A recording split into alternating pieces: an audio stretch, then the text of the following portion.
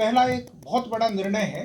राज्य में उद्योग स्थापित करने वाली बड़ी कंपनियों को, बड़े निवेशकों को निःशुल्क जमीन हस्तांतरण का निर्णय लिया गया है। बियाडा के इंडस्ट्रियल एरियाज में वैसे निवेशक जो 100 करोड़ इन्वेस्टमेंट करते हैं और 1000 प्रत्यक्ष रोजगार सृजित करते हैं, उनको परियोजना के हिसाब से 10 एकड़ तक की भूमि निःशुल्क दी जा सकेगी। ये जो भूमि है, ये मात्र 1 रुपये के टोकन पर दी जाएगी। सबसे महत्वपूर्ण जो निर्णय हुआ है वह है राज्य में नई औद्योगिक नीति की घोषणा की गई है, जिसे बिहार औद्योगिक निवेश प्रोत्साहन पैकेज 2025 के नाम से दिया गया है। यह जो पैकेज है, ये माननीय मुख्यमंत्री जी के 15 अगस्त का जो अभिभाषण था गांधी मैदान में, उसके आलोक में ये पैकेज की स्वीकृति दी गई है। तो हमारे किसान सलाहकार जो हैं, अब उनका 13,000 बढ़ा के 21,000 कर दिया गया है। इसके अंतर्गत 67 करोड़ 87 लाख 10,000 रुपये इसमें व्यय होंगे। बिहार राज्य से अंतर्राष्ट्रीय उड़ान को प्रोत्साहन करने के लिए बीजीएफ राशि की घोषणा की गई है। ये बिड के माध्यम से एयरलाइन ऑपरेटर्स को दी जाएगी। गया जिला अंतर्गत अंचल नगर गया के मौजा दुर्बे में खेल मैदान के लिए खेल विभाग को भूमि का हस्तांतरण हुआ है। माननीय मुख्यमंत्री महोदय ने 15 अगस्त के संबोधन में राज्य में उद्योगों को बढ़ावा देने के लिए महत्वपूर्ण घोषणाएं की थी। उस क्रम में अगले 5 वर्षों में राज्य में 1 करोड़ अतिरिक्त रोजगार के अवसर सृजित करने की भी घोषणा की गई थी। उस घोषणा के अनुपालन में आज मंत्रिपरिषद ने बहुत ही महत्वपूर्ण नीति निर्णय लिया गया है, जिसके अंतर्गत Bihar industrial investment promotion policy 2016 जो अभी लागू है, उस पॉलिसी में एक विशेष पैकेज आज घोषित किया गया है, जो 31 मार्च 2026 तक जो निवेशक आवेदन करेंगे उनके लिए इस पैकेज का लाभ मिल सकेगा। इस पैकेज में कई प्रावधान हैं, जिसमें से कुछ महत्वपूर्ण प्रावधानों के बारे में आपके माध्यम से सभी लोगों को जानकारी हम लोग देना चाहते हैं। पहला एक बहुत बड़ा निर्णय है। राज्य में उद्योग स्थापित करने वाली बड़ी कंपनियों को, बड़े निवेशकों को निःशुल्क जमीन हस्तांतरण का निर्णय लिया गया है। बियाडा के इंडस्ट्रियल एरियाज में वैसे निवेशक जो 100 करोड़ इन्वेस्टमेंट करते हैं और 1000 प्रत्यक्ष रोजगार सृजित करते हैं, उनको परियोजना के हिसाब से 10 एकड़ तक की भूमि निःशुल्क दी जा सकेगी। दूसरी कैटेगरी है कि यदि 1000 करोड़ रुपए का निवेश करते हैं तो उनको 25 एकड़ तक की भूमि डिपेंडिंग ऑन दी प्रोजेक्ट दी जा सकेगी। और तीसरा है कि जो फॉर्च्यून 500 कंपनीज है, वो यदि कोई निवेश करते हैं राज्य में, तो उनको 10 एकड़ तक की भूमि depending on the project site दी जा सकेगी। तो इससे राज्य में जो बड़ी कंपनियां हैं और बड़े निवेशक हैं, उन्हें भूमि सुगमता से मिल पाएगी बियाडा के इंडस्ट्रियल एरियाज में। और ऐसा अनुमान है कि देश के विभिन्न हिस्सों में जो बड़े बड़े निवेशक अपनी मैन्युफैक्चरिंग कैपेसिटी लगाए हुए हैं, उनमें से कई अब विचार करेंगे कि बिहार में भी वो अपना इंडस्ट्री सेटअप करें। और इन 3 तरह के निवेशकों को जो निःशुल्क ज़मीन का निर्णय लिया गया है, इसमें अब तक जो प्रारंभिक उद्योग विभाग की चर्चा हुई है निवेशकों से, बहुत ही सकारात्मक रेस्पॉन्स नज़र आ रहा है। आने वाले समय में निश्चित ही बड़े बड़े इंडस्ट्रीज़ राज्य में इंडस्ट्री सेटअप करेंगे। ये जो भूमि है, ये मात्र 1 रुपये के टोकन पर दी जाएगी। और बाकी जितने निवेशक हैं, उनको इस पैकेज की अवधि में, इन 3 कैटेगरी के अलावा जितने बाकी निवेशक हैं, उनको इस पैकेज की अवधि में यदि राज्य में वो निवेश करने का आवेदन देते हैं, तो जो बियाडा की लैंड रेट है, उसमें 50% डिस्काउंट देने का भी कैबिनेट ने आज निर्णय लिया है। इसका अर्थ ये हुआ कि 31 मार्च 2026 तक देश के जो निवेशक बिहार राज्य में उद्योग स्थापित करने का मन बनाते हैं, निर्णय लेते हैं, उनको एक बहुत ही मेजर रिलीफ लैंड की अवेलेबिलिटी के मामले में सरकार ने आज मंत्रिपरिषद ने मंजूर किया है। जहाँ तक वित्तीय इंसेंटिव का प्रश्न है, इसमें 3 विकल्प दिए गए हैं। निवेशक की अपनी इच्छा है कि वे 3 में से कौन से विकल्प को चुनते हैं, लेकिन 3 ऑप्शंस निवेशकों के पास है। Depending on the viability of the project वो अपना निर्णय ले सकते हैं। पहला ऑप्शन ये है कि यदि कोई टर्म लोन फाइनेंशियल इंस्टीट्यूशन से लेते हैं और उस पर इंसेंटिव ऑन इंटरेस्ट मांग करते हैं, तो इंटरेस्ट सबवेंशन जो पहले 20 करोड़ रुपए अधिकतम अनुमान्य था, उसको आज मंत्रिपरिषद ने 40 करोड़ की सीमा तक बढ़ा दिया है। यानी इंटरेस्ट सबवेंशन जो 2016 की पॉलिसी में सामान्यतः चल रहा था, उसको इस पैकेज की अवधि के लिए डबल कर दिया गया है। और इसमें साथ ही साथ 100% तक SGST रीइंबर्समेंट भी अलाउ किया गया है। यानी कोई निवेशक यदि इंटरेस्ट सबवेंशन का ऑप्शन लेते हैं तो उनको 40 करोड़ रुपए तक का interest subvention plus 100% SGST refund का प्रावधान अनुमान्य होगा। दूसरा ऑप्शन ऐसा है कि जो मात्र SGST का रीइंबर्समेंट चाहते हैं, जो इंटरेस्ट सबवेंशन नहीं लेना चाहते हैं, उनको नेट SGST रीइंबर्समेंट जो हो सकता है उसका 300% तक, अप्रूव्ड प्रोजेक्ट कॉस्ट के 300% तक 14 साल तक SGST का रीइंबर्समेंट किया जा सकेगा। यानी जो लोग टैक्स में मेजर रिलीफ लेना चाहते हैं उनके लिए ये ऑप्शन नंबर 2 है। और तीसरा ऑप्शन जो कैपिटल सब्सिडी के बारे में है, प्रोजेक्ट कॉस्ट का 30% तक की सीमा तक कैपिटल सब्सिडी दी जा सकेगी। निवेशक के ऊपर है कि वो इनमें से कौन सा विकल्प चुनते हैं और उनकी जो वायबिलिटी है उस हिसाब से वो अपना निर्णय ले सकें। साथ ही साथ राज्य से निर्यात को प्रोत्साहन करने के लिए हमारा जो एक्सपोर्ट इंसेंटिव पहले मिलता था उसको दुगना कर दिया गया है और उसकी समय सीमा अब 14 वर्ष कर दी गई है। हमारे यहाँ पर जो एम्प्लॉयमेंट जनरेशन इंसेंटिव है, टेक्सटाइल यूनिट के लिए यदि कोई टेक्सटाइल मैन्युफैक्चरर एम्प्लॉय करता है हमारे राज्य के लोगों को, तो उनको 5,000 रुपये प्रति माह प्रति एम्प्लॉय की दर से एम्प्लॉयमेंट इंसेंटिव मिलेगा। और ESI और EPF में जो खर्चा वो करते हैं उसका 300% तक का सपोर्ट मिलेगा। टेक्सटाइल के अलावा बाकी जो यूनिट्स है उनको 2,000 रुपये पर मंथ पर एम्प्लॉय की दर से एम्प्लॉयमेंट जनरेशन इंसेंटिव मिलेगा और ESI और EPF का 100% सपोर्ट मिलेगा। इसी तरह स्किल डेवलपमेंट को प्रमोट करने के लिए प्रत्येक वर्कर के लिए 20,000 रुपये तक का स्किल डेवलपमेंट इंसेंटिव अनुमान्य किया गया है। राज्य में पर्यावरण संरक्षण को बढ़ावा देने के लिए environmental protection incentive 25% of reimbursement up to ₹1 crore का प्रोविज़न किया गया है। राज्य में रिन्यूएबल एनर्जी को बढ़ावा देने के लिए रिन्यूएबल एनर्जी यूजेज इंसेंटिव के रूप में 20% तक लगभग 6 लाख रुपये मैक्सिमम तक अनुमान्य किया गया है। साथ ही साथ कॉमन फैसिलिटी सेंटर डेवलपमेंट के लिए इंसेंटिव एवं पेटेंट रजिस्ट्रेशन, क्वालिटी सर्टिफिकेशन आदि के लिए भी सपोर्ट का प्रोविज़न किया गया है। इस संबंध में विस्तृत नीति आज उद्योग विभाग द्वारा जारी कर दी जाएगी और आपको यह प्रेस नोट दिया गया है जिसमें विस्तृत जानकारी दी गई है। इसी क्रम में मैं आपको ये भी बताना चाहता हूँ कि राज्य सरकार ने जुलाई 2024 में एक सैद्धांतिक कैबिनेट डिसीजन लिया था कि हम सभी जिलों में जहाँ पर इंडस्ट्रियल पार्क्स नहीं है या जहाँ इंडस्ट्रियल पार्क्स में ज़मीन नहीं बची है, वहाँ नए इंडस्ट्रियल पार्क स्थापित करने के लिए लैंड एक्वायर करेंगे। मुझे प्रसन्नता है आपको ये संसूचित करते हुए कि पिछले 1-1.25 वर्ष में राज्य सरकार ने 32 नए इंडस्ट्रियल पार्क्स के लिए 14,600 एकड़ ज़मीन के अर्जन की स्वीकृति प्रदान की है।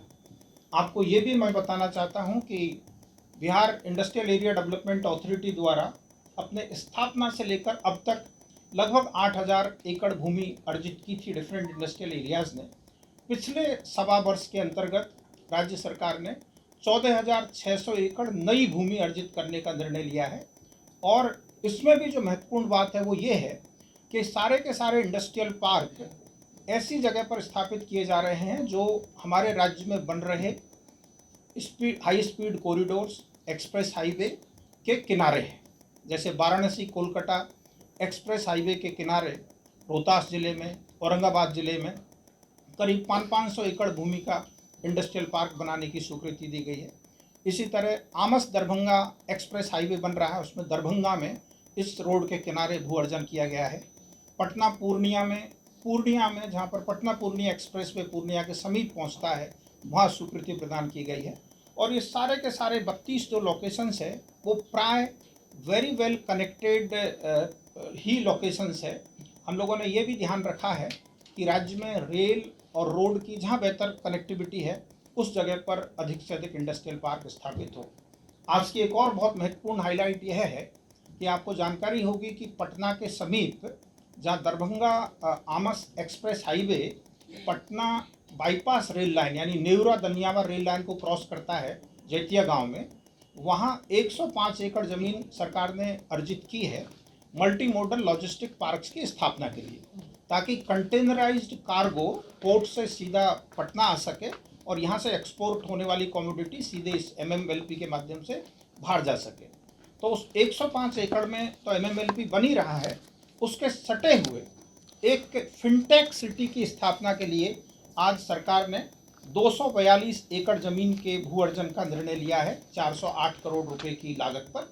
जिस प्रकार गुजरात राज्य में गिफ्ट सिटी स्थापित हुआ है, उसी की तर्ज पर बिहार में ये फिनटेक सिटी पटना के समीप स्थापित होगा, जिसमें अपेक्षा है, ये अनुमान है कि बहुत बड़े पैमाने पर जो इन्वेस्टर्स है उनको यहाँ पर सुगमतापूर्वक इंफ्रास्ट्रक्चर मिलेगा और वो बड़ा बड़ा निवेश कर सकेंगे।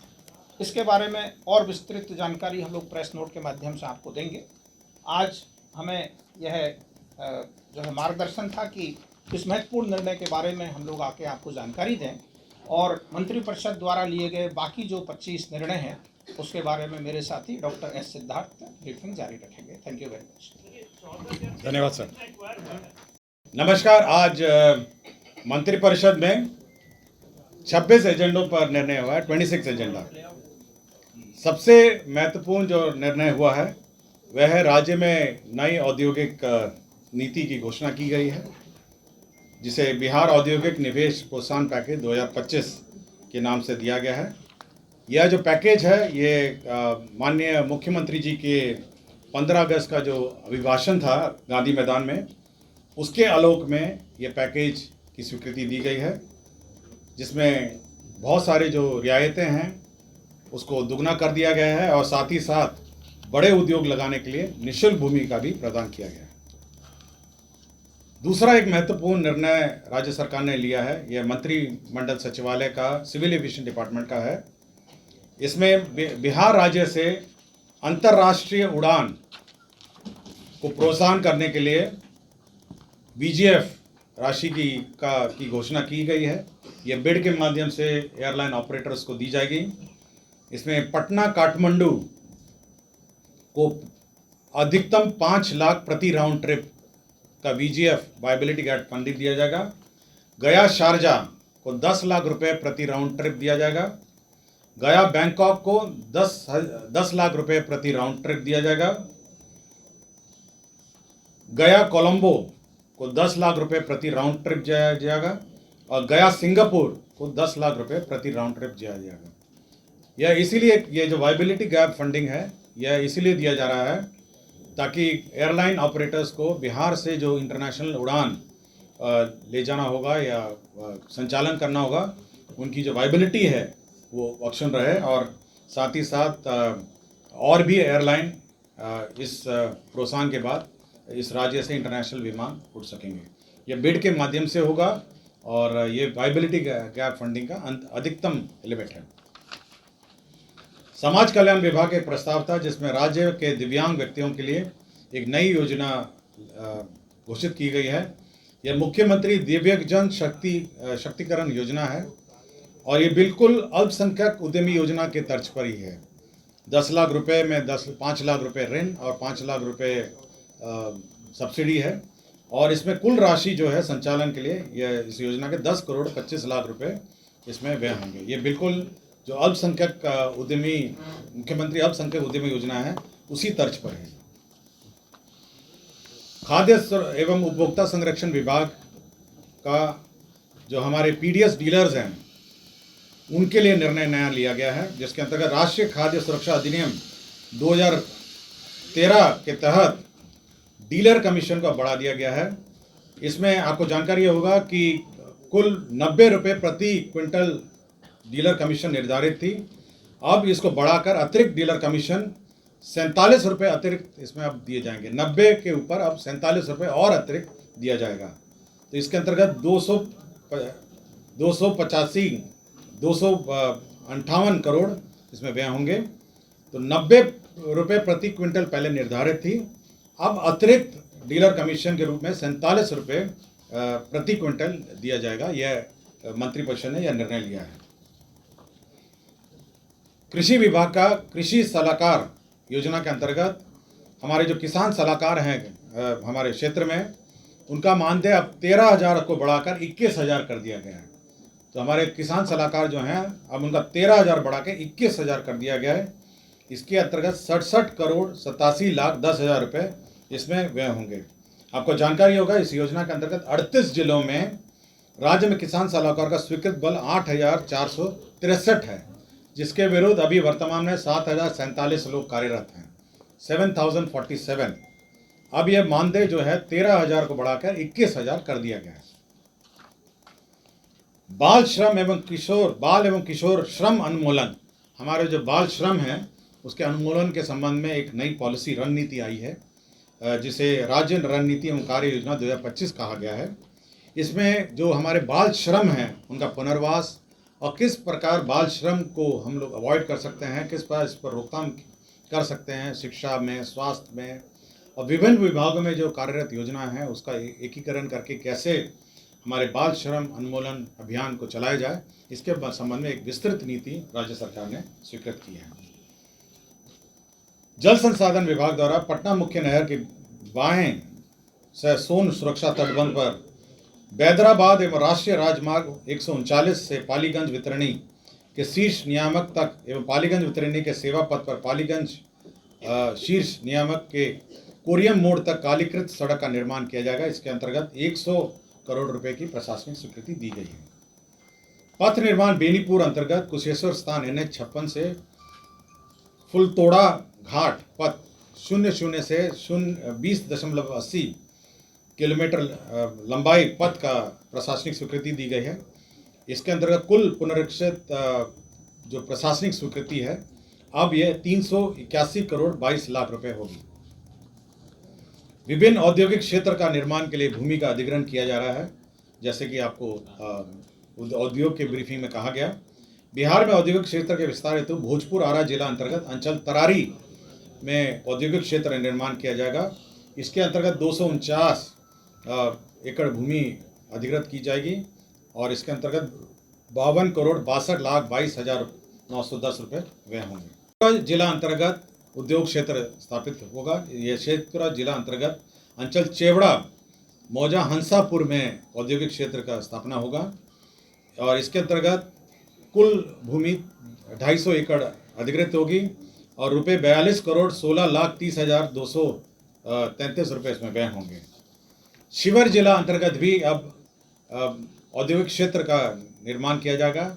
इसके अंतर्गत 270 एकड़ भूमि इसमें अधिग्रहित होगी और 1 करोड़ 5 करोड़ 27 लाख 12,000 रुपये इसमें व्यय होंगे। दरभंगा जिले अंतर्गत भी ये औद्योगिक क्षेत्र का निर्माण किया जाएगा, जिसके अंतर्गत 385 एकड़ भूमि आधारभूत संरचना विकास प्राधिकार के माध्यम से अधिग्रहित होगा। इसमें 3 अरब 76 करोड़ 7 लाख 79,329 करोड़ व्यय होंगे। पटना पूर्णिया एक्सप्रेस वे के समीप पूर्णिया जिला अंतर्गत अंचल के नगर के मौजा बिठनौली में ये औद्योगिक क्षेत्र निर्माण किया जाएगा।